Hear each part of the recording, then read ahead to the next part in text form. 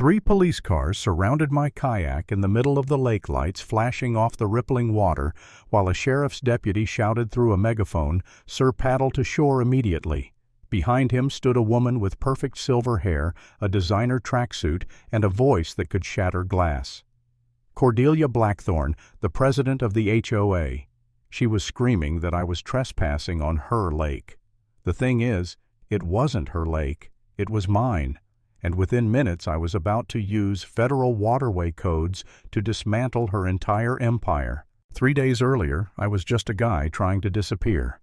My name's Thaddeus Knox, former EPA water quality inspector, 38 years old, and recently the not-so-proud owner of $2.3 million in hush money from a chemical company I'd exposed. Whistleblowing had made me enemies. Men in suits followed me home. My lawyer told me, "Thaddeus, take the money and vanish." People with deep pockets have long memories. So one night, scrolling through real estate listings at 2 a.m., I found an abandoned lake in Michigan. 40 acres of forest, one lonely body of water, cash-only sale. Remote includes all water rights. Perfect. A place where nobody would find me. When I arrived, fog hung low over the trees, and the realtor Dorothy kept fidgeting with her phone. Full disclosure, she said the neighboring HOA's been using the lake for community activities. I should have run right then. But I was tired of running. The lake was quiet, spring-fed, beautiful. I noticed old concrete posts along the bank stamped with a faded Coast Guard emblem. It felt like a mystery begging to be solved. I bought the place that afternoon. 3 days later, I moved in. First thing I did was set up security cameras. Second thing, clean up the shoreline. That's when I saw tire marks, beer cans, and half-rotted docks. Someone had been treating my lake like a theme park. That night, I found out who. Around 10 p.m., the water erupted with lights, 5 jet skis tearing across the lake, music blasting, people laughing. They had no idea I was recording everything from the shadows. "Cordelia's new docks are awesome," someone yelled. Cordelia. The name stuck like a thorn. The next morning, 3 SUVs rolled up, Mercedes, of course. Leading the pack was a white G-Wagon with vanity plates that read Cor D1. Out stepped Cordelia Blackthorne herself, the self-anointed queen of suburbia. Perfectly tailored athleisure power bob haircut and an attitude that could strip paint. 2 board members followed, armed with clipboards like weapons. I walked down to introduce myself. "Good morning," I said.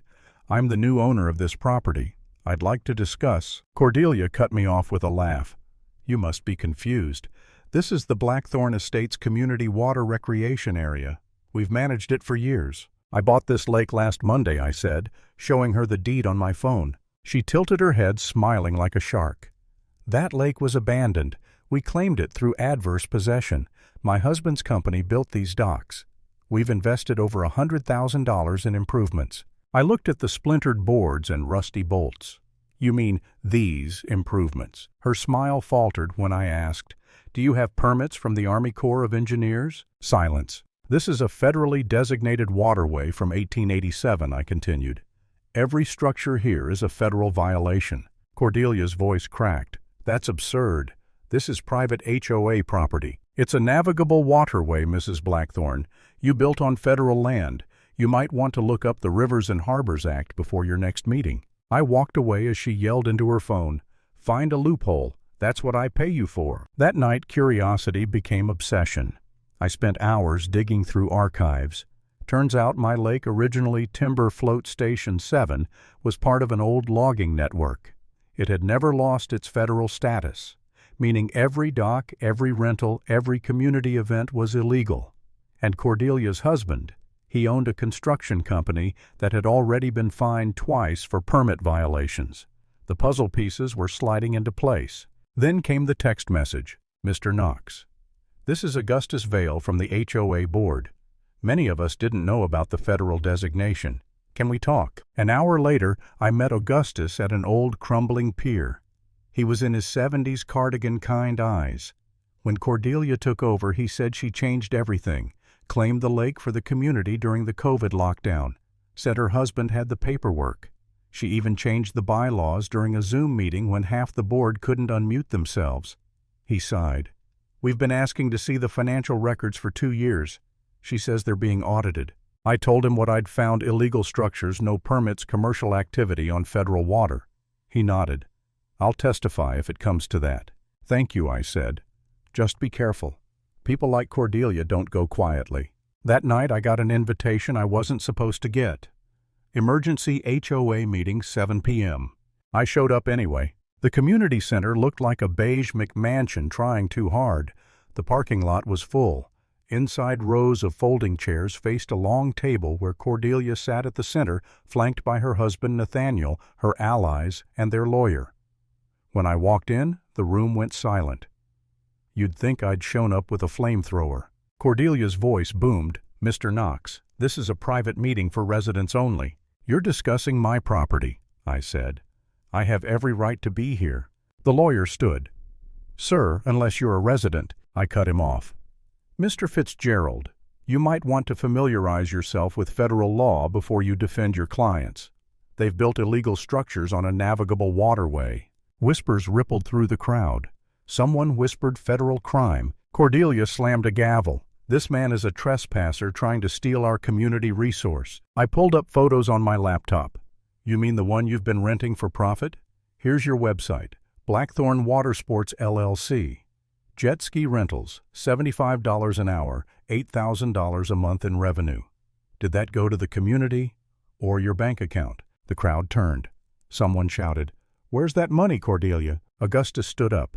"We need a full financial audit." "Sit down, Augustus," she barked. Another voice rose, a woman with gray hair. "We've been paying special assessments for lake maintenance. If there's rental income, we deserve to see it." Cordelia's husband, red-faced, snapped, "You're letting this outsider take away everything we built." "Built," I said. "You mean stole, on federal land." Then Nathaniel blurted, "We tried to buy it." Cordelia shot him a death stare, but it was too late. The room exploded.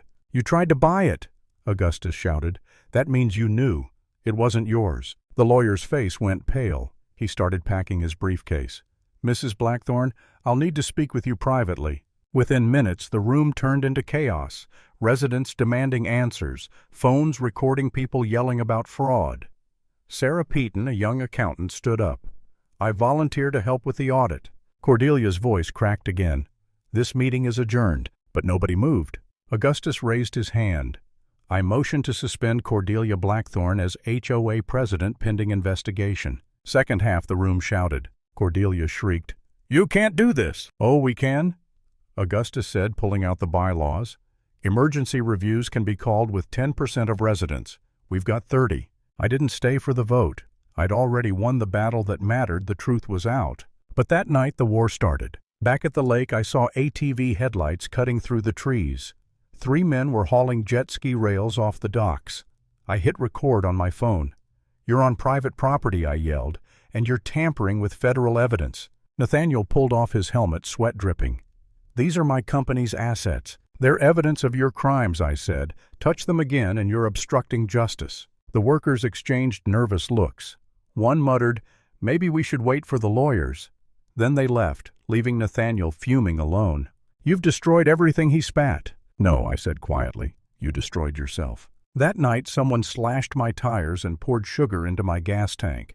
I caught the whole thing on camera, a shadowy figure in dark clothes wearing a tennis bracelet watch that glinted under the moonlight, just like the one Cordelia wore earlier. The deputies arrived within minutes. Deputy Crawford bagged the watch as evidence. "Looks like your HOA president just bought herself another charge." The senior officer, Sergeant Holland, frowned. "Mr. Knox, you might want to call the FBI. This isn't just trespassing anymore, it's organized fraud." By dawn, I'd compiled everything: photos, videos, financial records, and sent them to the Army Corps of Engineers. When their inspector called me back, she sounded stunned. "You're saying someone built commercial docks on Timber Float Station 7. That's still a federally protected waterway. We'll send a team immediately." By noon, 3 government trucks rolled up. The inspectors documented 43 violations: unpermitted structures, pollution, environmental damage. Estimated fines $600,000, possibly more. Then my phone buzzed. Augustus Vale. "Cordelia didn't show for board meeting. Police at her house. Something's wrong." I felt a chill. Minutes later, I learned she'd been taken to the hospital after locking herself in a bathroom with a bottle of pills. She survived. Nathaniel didn't stick around long enough to comfort her. He was arrested the same afternoon for evidence tampering and fraud. When the Army Corps finished their inspection, Patricia Yamamoto, the lead investigator, turned to me. "We'll need EPA coordination for remediation." I almost laughed. That was my old job. "Then you're hired as a consultant," she said. 6 months later, the Blackthorns were sentenced Cordelia to 18 months in federal prison, Nathaniel to 2 years. Their company dissolved. The HOA collapsed under lawsuits and debt. The lake was finally cleaned, the illegal docks removed. One afternoon, I sat on the rebuilt pier watching the water glisten under the sun. The place was peaceful again. I'd fought for it and won, but it didn't feel like victory, just justice. Then my old friend Augustus showed up in his beat-up Corolla. "Thought you'd want to see this," he said, handing me a newspaper clipping from Arizona. Former Michigan woman arrested for trying to seize control of condo pool. The photo showed Cordelia, older, hollow-eyed, still clutching a clipboard. I couldn't help but laugh. Some people never learn. Augustus smiled. But communities do. He drove off, and I stood there watching the lake ripple the same water that had once been a battleground, now reflecting the sky like nothing had ever happened. The federal sign gleamed at the shore. Timber Float Station 7, protected waterway, since 1887. I still keep my security cameras running. Not because I'm paranoid, but because I've learned something about people like Cordelia Blackthorn. They believe power gives them ownership. But ownership doesn't come from shouting the loudest or printing HOA rules on fancy letterhead. It comes from law and from truth. And the truth is simple. You can't steal a lake that belongs to everyone.